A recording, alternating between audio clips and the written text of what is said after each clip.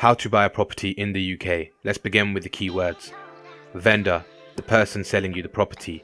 Lender, the bank or building society giving you the mortgage. Mortgage.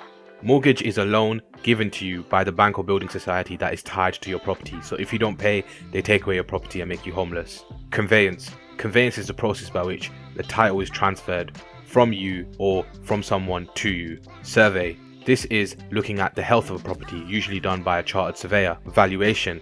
This is the value of the property based on many factors. It is basically just how much the property is worth. Chain.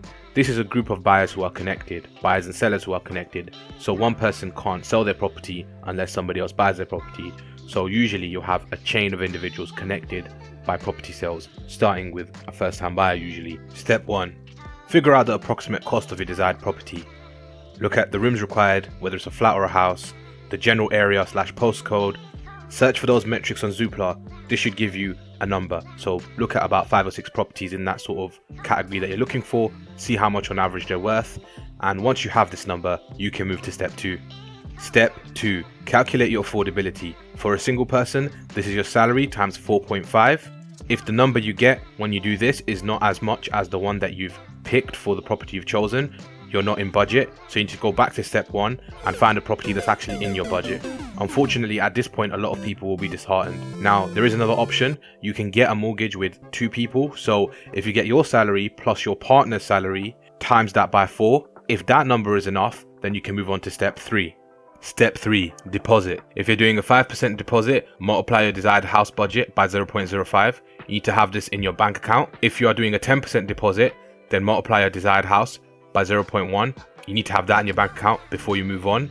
You can use a lifetime ISA or other help to buy scheme to help you. However, unless you have this cash in your bank or in your ISA, you cannot move to step 4. If you do, then congratulations, move on to step 4. This is usually the most difficult part of the process. Step 4, reassessing the market. Now, at this point, the market may have changed since a lot of people take many years to save up for their house deposit. Once you reassess the market, figure out if you can still afford or the property you want is still within your budget. If not, you need to reassess and go back to step 1 and figure out exactly what you can afford. If it is, then congratulations, you can go to step 5.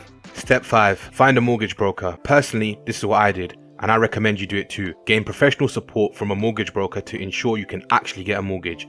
This is especially true if you're self-employed or have multiple jobs, multiple incomes, etc. It will help you grasp your current credit score situation and really give you an understanding of whether or not you can purchase a house. If you can do that and your mortgage broker is happy with the information you've provided them, then you need to move on to step 6. If not, they need to figure out exactly what's stopping you from getting a mortgage. This is part 1 of a 3-part video.